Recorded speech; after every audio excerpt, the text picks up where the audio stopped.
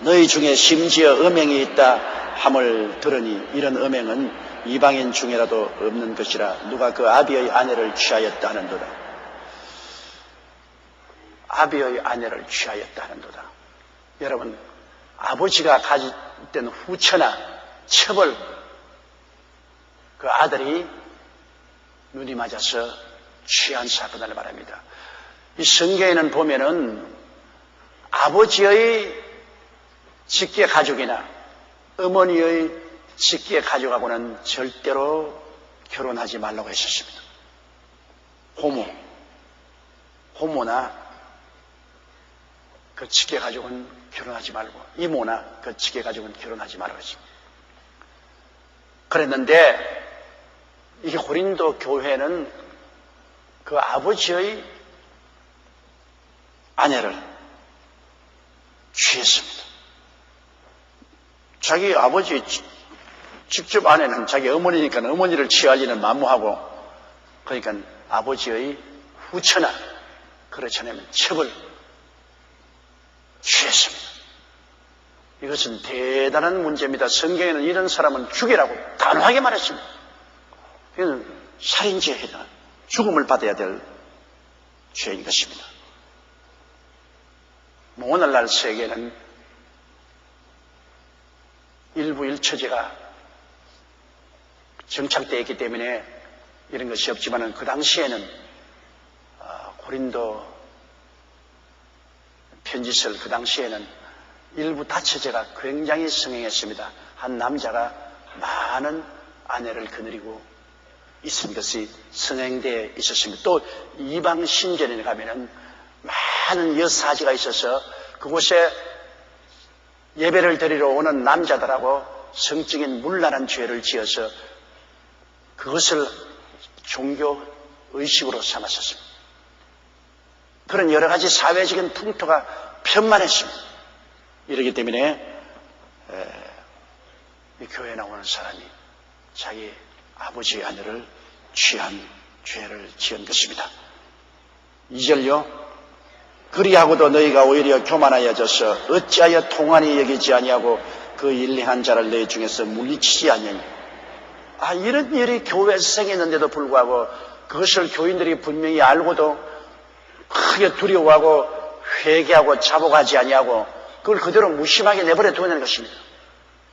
문제는 이 사람이 죄를 범한 것이 문제가 아닙니다.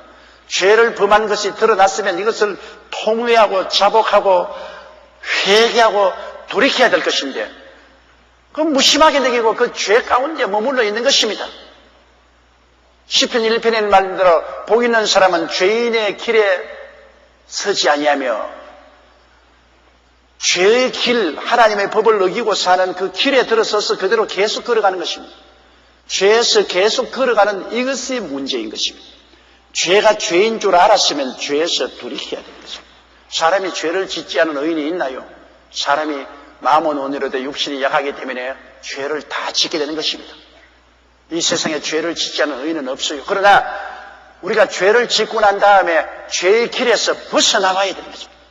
빨리 통회하고 회개하고 벗어나야 됩니다. 요한일서 1장 9절에 만일 우리가 우리 죄를 자백하면 저는 미쁘시고 이루사 우리 죄를 사하시며 모든 불의에서 우리를 깨끗이 하실 것이라 했습니다. 그러므로 죄에서 돌아서는 것이 굉장히 중요합니다. 빨리 회개하고 돌아서야 돼요. 그러나 여기 고린도에 있는 이 사람은 아버지의 아내를 취하고 난 다음에 그 여자하고 살고 있습니다. 분명히 하나님의 법을 어겼다는 것을 알았으면 회개하고 이 생활을 청산해야 되겠는데요. 청산하지 않냐고 그 속에 머물러 있기 때문에 이제 하나님의 진노를 사게 되는 것입니다.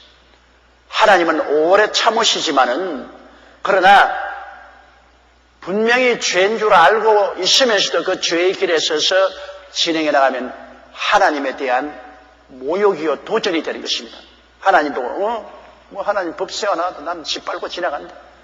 하나님이 나하고 무슨 상관이 있냐? 나는 하나님 당신 겁나지 않습니다. 그 말 완가지입니다.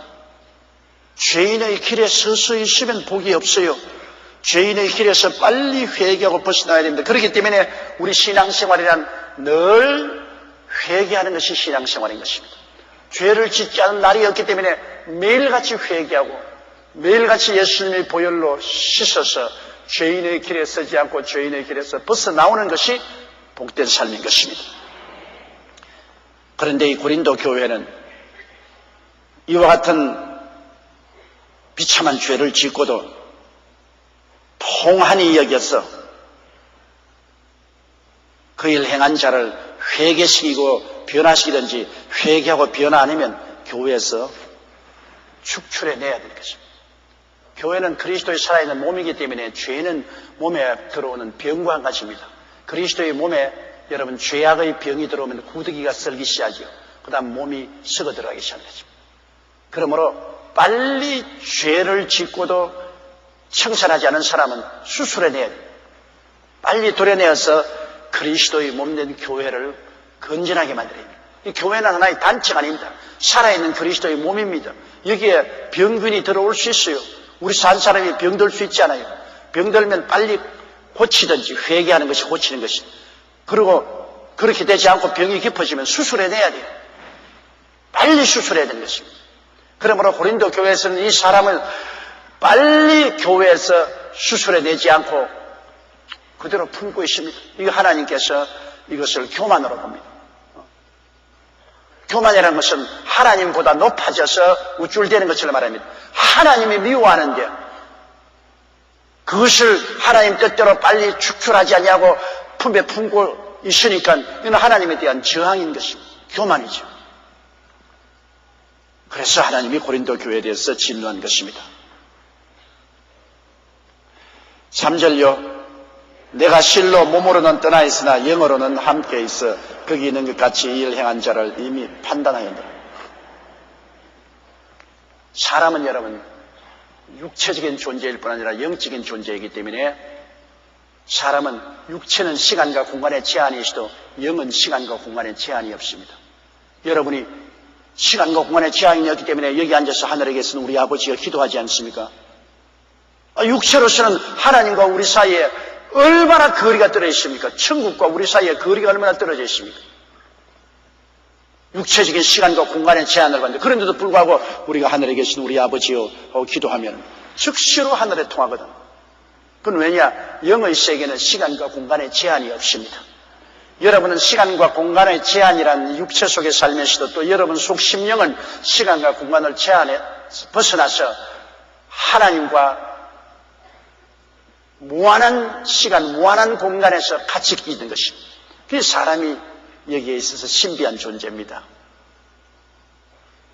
요나 보십시오. 물고기 뱃속에 들어가서 지중해 가운데서 바닷속에 다니면서도 그가 하나님께 기도하니까 하늘에 상달되었습니다. 여러분 핸드폰은 안 터져도 기도는 터집니다. 핸드폰은 여러분 터널 지나면 안 터지지요. 또 저 지하 주차장에 들어가면 안 터질 때가 많아요. 그러나 기도는 어디 가도 터져요. 기도는 영의 활동이기 때문에 시간과 공간을 초월해버립니다. 그러므로 바울 선생이 고린도 교회 육으로는 멀리 떠나 있어도 기도를 통해서 그들과 이미 영적으로는 같이 있는 것입니다. 여러분이 미국에 유학한 자녀들을 위해서 기도하면 여러분 그 기도하는 동안에 여러분의 영이 시간과 공간을 떠나서 그 유학한 자녀와 함께 그 자리에서 기도를 해주고 있는 것입니다. 일선에 나가 있는 전투하는 자녀를 위해서 기도하면 여러분 몸은 떠나 있으나 여러분의 영은 전쟁터에 가서 그 자녀와 함께 있어서 기도로서 그를 붙들고 있는 것입니다. 그러므로 기도한다는 것은 굉장한 큰 힘이 있습니다. 몸은 떠나 있으나 영은 같이 있을 수 있는 것. 이게 소위 말하는 4차원의 세계입니다. 시간과 공간을 초월해서 영의 세계 속에서 같이 있다. 여러분 마음속에 기도하면서 바라봄의 법칙을 통해서 꿈과 환상을 통해서 그들과 같이 있다고 여러분 마음속에 바라보고 기도하면 그대로 되는 것입니다. 그대로 실제로 여러분이 시간과 공간을 초월해서 그와 같이 있어 기도하게 되는 것입니다. 그럼 바울 선생은 시리까지 그렇게 했어요. 몸은 고린도에서 떠나 있으나 그는 기도를 통해서 영이 그들과 같이 하였어요. 이미 그 사람을 판단해버렸어요. 회개하지 않으니까 그 사람을 바울 선생은 마음으로 이미 판단했어요.